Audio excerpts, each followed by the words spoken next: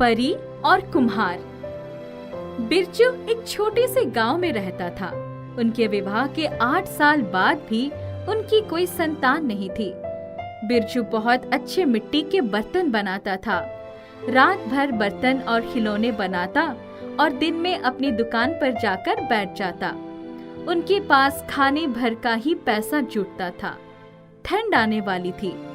उसकी पत्नी झुम्पा, सुनो जी, इस बार हम इतनी मेहनत करेंगे कि कम से कम एक रजाई तो खरीद सकें। हमारे पास एक ही रजाई है जो कितनी पुरानी है। माँ जी की रजाई भी बिल्कुल खराब हो गई है। ठीक है, मेहनत तो हम हमेशा ही करते हैं। हर बार जब दीपावली आई तो उनका काम बढ़ गया।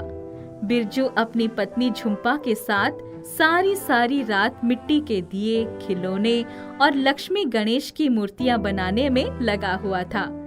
तभी उसकी पत्नी, सुनो जी, इस बार हम कुछ परियों की भी मूर्तियां बनाएंगे। लोग हर बार एक जैसे खिलौने खरीदकर उब गए होंगे। कुछ नया देखेंगे तो हमारी ही दुकान पर आएंगे। ठीक है। उन दोनों ने दिए और अन्य खिलौने के अलावा परियों की भी मूर्तियां बनाई। वो मूर्तियां बहुत खूबसूरत बनी। अजी देखो, ये जो गुलाबी वाली परी है ना, इनको तो मैं अपने घर में ही रखूंगी। इसको बेचूंगी नहीं। ये बहुत खूबसूरत है ना? हाँ, खूबसूरत तो सारी मूर्तियाँ ही हैं, पर वाकई ये तो ऐसी लग रही है कि अभी बोल देगी। दीपावली की पहली वाली रात दोनों अपने काम में जुटे हुए थे।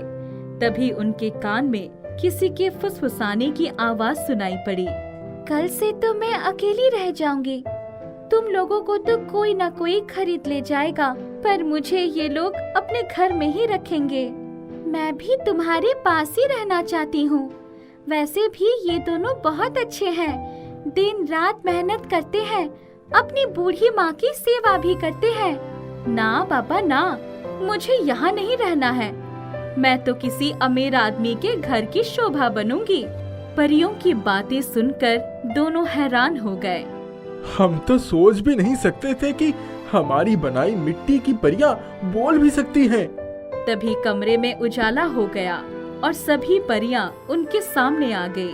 बिरजू, जब तुम ये मिट्टी की परियां बना रहे थे, तब हम तुम्हारे घर के ऊपर से जा रहे थे, पर उसी समय जुमानजी नाम के जादूगर ने हमारा पीछा किया और उसके जादू से बचने के लिए हम नीचे उतर गए और इन्हीं मूर्तियों में छिप गए। ओहो, तुम लोग मेरे घर में आए हो, हम बहुत खुश हैं। अगर तुम लोग नहीं चाहते कि हम तुम्हारी मूर्तियाँ बाजार में बेचें, तो हम नहीं बेचेंगे। तुम दोनों बहुत नेक हो। तुम जो मांगना चाहते हो मांग लो।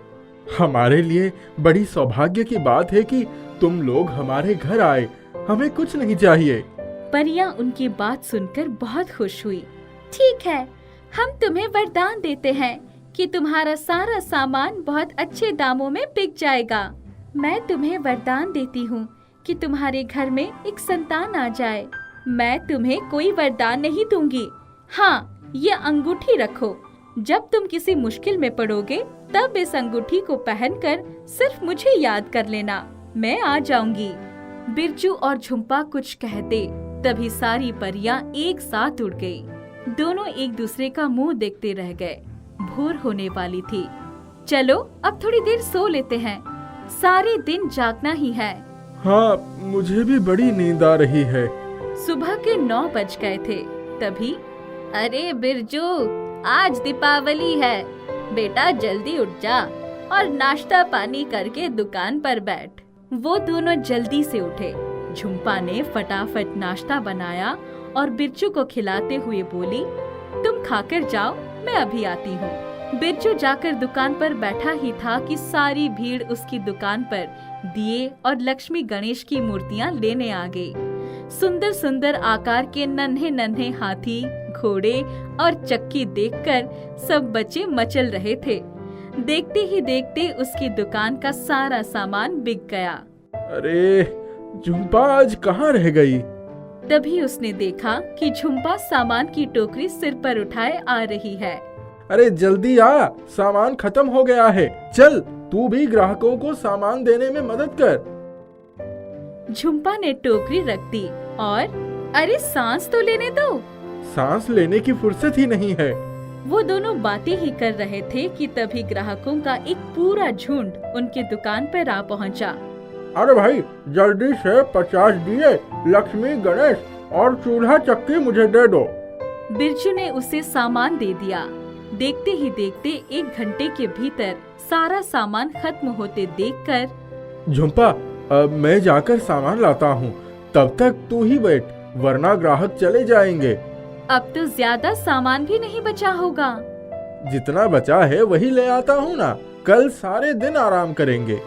बिरजू जब घर पहुंचा तो उसके आश्चर्य की सीमा न रही। उसके चाक के पास ढेरों सामान बने हुए रखे थे, जिन पर रंग भी किया हुआ था।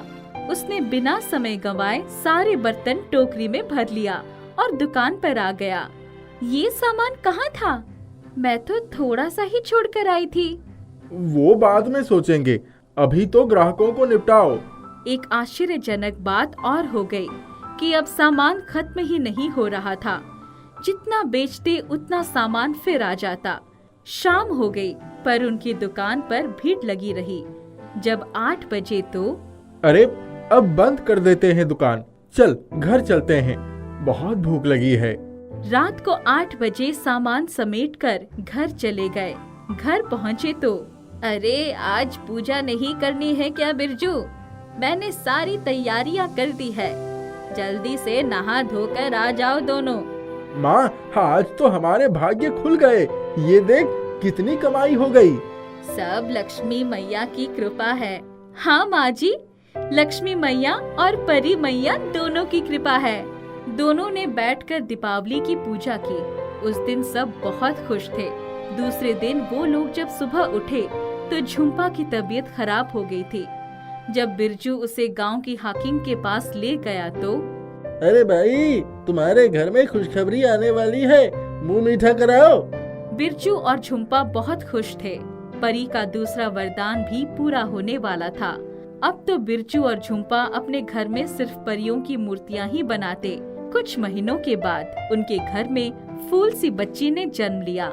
इसका रूप चंदा की तरह उज्जवल है, इसलिए हम इसका नाम चंदा ही रखेंगे। चंदा धीरे धीरे बड़ी हो गई। वो बहुत खूबसूरत थी। एक दिन एक राजकुमार घोड़े पर सवार होकर उनके घर के सामने से जा रहा था। उसकी नजर जैसे ही चंदा पर पड़ी, वो घोड़े से उतर गया। तुम बहुत खुशनसीब हो, मैं तुमसे शादी करना चाहता हूँ। बिरजू और झुम्पा की खुशी का ठिकाना न रहा। उन्होंने धूमधाम से उनकी शादी कर दी।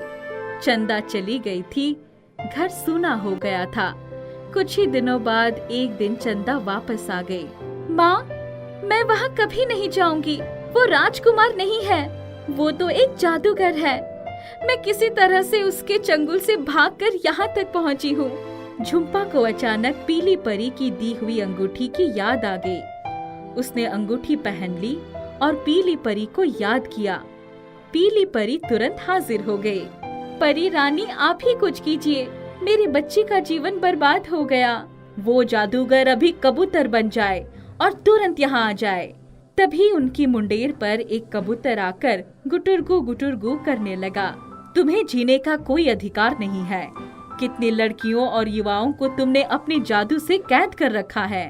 पीली परी ने उसके ऊपर जैसे ही अपनी जादुई छड़ी घुमाई, वैसे ही कबूतर की गर्दन एक तरफ लुढ़क गई। तुम सब मेरे साथ चलो। जब सभी लोग उस जादूगर के महल में पहुँचे तो जिस राजकुमार ने परी से शादी की थी, वो और बहुत सारे राजकुमार और राजकुमारियां एक कमरे में कैद थी। सबने मिलकर उनकी जंजीर खोलकर उन्हें आजाद किया। चंदा के आश्चर्य का ठिकाना न रहा। तुम यहाँ? हाँ, उस दुष्ट जादूगर ने हम सबको कैद कर लिया था और हर दिन हमारे रूप में बाहर जाकर किसी न किसी को धोखे से यहाँ लेकर आता था। बिरजू, अब से ये महल पर तुम लोगों का अधिकार है। चलो उस जादूगर का पता करते हैं कि वो कहाँ गया। सबने देखा कि महल के ऊपर छत पर जादूगर एक तरफ लुढ़का हुआ पड़ा था। पीली परी ने अपनी छड़ी उस पर घुमाई और एक आग का गोला ऊपर की तरफ चला गया। अब सभी लोग आजाद हैं। राजकुमार चंदा को लेकर राजमहल चला गया। सबका जीवन सुखमय हो गया।